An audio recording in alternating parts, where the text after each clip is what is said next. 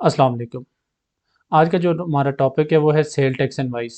यानी sale tax invoice क्या होती है, उसमें कौन कौन से पार्टिकुलर इंक्लूड होते हैं। यानी सेल टैक्स एक्ट 1990 का सेक्शन 23 हमें इस बारे में गाइड करता है।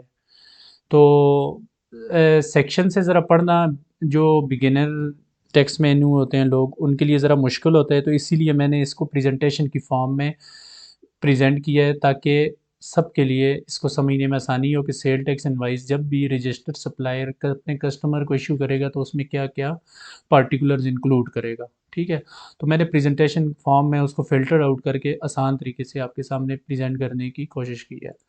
तो सेल टैक्स इनवाइस में सब जब भी रजिस्टर्ड सप्लायर अपने कस्टमर को इन सेल टैक्स इनवाइस करेगा तो सबसे पहले उसको सीरियली नंबर्ड होना चाहिए। ठीक है, इस वीडियो के आखिर में मैं आपको वो सैम्पल इनवाइस भी दिखाऊंगा जिसके अंदर ये सारे पर्टिकुलर इंक्लूड होंगे। तो पहले उन पर्टिकुलर्स के बारे में थोड़ा समझ लेते हैं कि वो होते क्या हैं। जब भी रजिस्टर्ड सप्लायर सप्लाई करेगा तो वो अपनी इनवाइस के ऊपर वो सीरियली नंबर होनी चाहिए। यानी अगर वो 1 2 3 4 से शुरू करता है तो नेक्स्ट कस्टमर को 6 7 ऐसे वो सीरियली नंबर देता है। ठीक है, इनवाइस। उसके बाद जो दूसरे नंबर पे है, जो चीज़ जिस चीज़ को मेंशन करना है सेल टैक्स इनवाइस पे, वो है name address and registration number of supplier. ठीक है, सप्लायर यानी रजिस्टर सप्लायर अपनी इनवाइस के ऊपर अपना नेम नेम मीन कंपनी का नेम, एड्रेस और उसका रजिस्ट्रेशन नंबर जो भी एफबीआर की तरफ से एनटीएन या sale tax STRN registration number allot हुआ होता है। ठीक है, उसके बाद name address and registration number of recipient, recipient mean customer. ठीक है, सेम इन्फॉर्मेशन जैसे सप्लायर अपनी लिखता है ऐसे ही कस्टमर की भी वो तीनों चीज़ें लिखेगा, name address and registration number. उसके बाद जो फोर्थ नंबर पे जो जिस जो पर्टिकुलर आएगा वो होगा डेट ऑफ इशू इनवाइस, जिस तारीख को इनवाइस इशू की जाएगी उस दिन की डेट। उसके बाद डिस्क्रिप्शन, डिस्क्रिप्शन मीन कि क्वांटिटी, प्रोडक्ट टाइप, मॉडल। ठीक है, क्या है, यानी आप अगर गुड्स प्रोवाइड करते हैं तो 70 यूनिट्स, 100 यूनिट्स। ठीक है, किलोग्राम में करते हैं तो इतने किलो, 90 किलोग्राम फलाम, मतलब ये डिस्क्रिप्शन वो कुछ भी हो सकती है, वो वेरी करती है प्रोडक्ट टू प्रोडक्ट, मतलब आपकी कंपनी की प्रोडक्ट क्या है। ठीक है, उसके बाद जो पॉइंट कंसिडर करने वाला है वो है अमाउंट के हिसाब से value excluding of exclusive of tax, amount of sale tax and value inclusive of tax. इसको मैं आपको आसान एग्जांपल से ज़रा क्लियर करता हूँ। वैल्यू एक्सक्लूसिव ऑफ टैक्स, जैसे कोई भी रजिस्टर्ड सप्लायर जब कस्टमर को सेल टैक्स इनवाइस देगा तो फ़र्ज़ करें वो 100 रुपये की इनवाइस है, 100 की उसके ऊपर 17% सेल टैक्स चार्ज किया गुड्स का और टोटल इनवाइस 117 की होगी।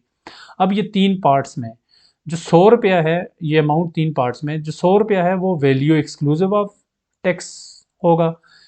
जो 17 रुपये इसके अंदर हैं उसको कहेंगे हम अमाउंट ऑफ सेल टैक्स। ठीक है, ये और जो 100 और 17 मिल के बना 117 रुपये वो हो जाएगा वैल्यू इंक्लूसिव ऑफ टैक्स। ठीक है, तो ये 3 चीज़ें। हाँ, यहाँ ये बात आप अपने माइंड में रखें कि यहाँ इन जो सारे पॉइंट्स हैं इनके कोई पर्टिकुलर की कोई अरेंजमेंट नहीं है कि आपने पहले नेम ही लिखना है, फिर डिस्क्रिप्शन लिखनी है, फिर डेट ऑफ इशू लिखना है, फिर आपने वैल्यू एक्सक्लूसिव। आपका फॉर्मेट, आपकी अरेंजमेंट कोई भी हो सकती है, लेकिन ये पर्टिकुलर सेल टैक्स इनवाइस के ऊपर होना ज़रूरी है सारे। ठीक है, तो यहाँ मैं आपको ना एक सैंपल के तौर पे सेल टैक्स इनवाइस शेयर किया ताकि आपको जो पर्टिकुलर हमने देखें समझें उसको हम एप्लीकेशन भी उनकी कर सकें कि अप्लाई कैसे होते हैं सेल टैक्स इनवाइस की।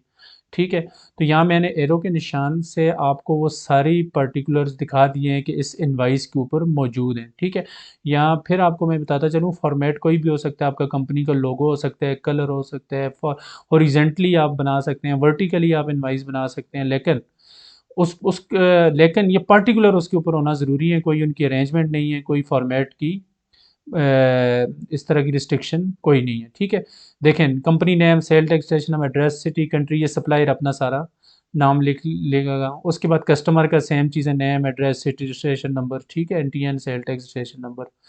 उसके बाद इनवाइस नंबर, डेट कौन सी है, फिर डिस्क्रिप्शन का ये सारा डिस्क्रिप्शन देखें, यान पीसी यान लिखा हुआ है, यूनिट प्राइस, क्वांटिटी कितनी है, 58 बैग्स, ये सारी किस में आ जाएंगी, डिस्क्रिप्शन वो वेरी करेगा आपकी गुड्स टू, जिस तरह की आपकी कंपनी की गुड्स हैं या सर्विसेज हैं, ठीक है। उसके बाद है वैल्यू एक्सक्लूडिंग सेल टैक्स, उसके बाद है सेल टैक्स, उसके बाद वैल्यू इंक्लूडिंग सेल टैक्स। देखिए अब इस पूरी इनवाइस पे जितने हमने पार्टिकुलर शुरू में पढ़े, मैं आपको स्लाइड के थ्रू बताया, वो सारे सेल टैक्स इनवाइस के ऊपर मौजूद हैं, ठीक है। तो बस उसको होना ज़रूरी है ये, क्योंकि हमें ये बाउंड करता है या सेल टैक्स ला कि आप ये चीज़ें जब भी रजिस्टर्ड सप्लायर कस्टमर को प्रोवाइड करे गुड्स या सर्विसेज दे, तो वो इन पर्टिकुलर्स को लाजमी मेंशन करें अपनी सेल टैक्स इनवाइस के ऊपर। उम्मीद है आपको ये सेल टैक्स इनवाइस से रिलेटेड जो हमारा आज का टॉपिक था कि सेल टैक्स इनवाइस क्या होती है, उसके अंदर क्या पर्टिकुलर्स होते हैं, वो आपको अच्छी तरह समझ आ गया होगा। तो नेक्स्ट वीडियो में मैं किसी और टॉपिक के साथ इंशाल्लाह आपके सामने हाजिर हूँगा। Thank you.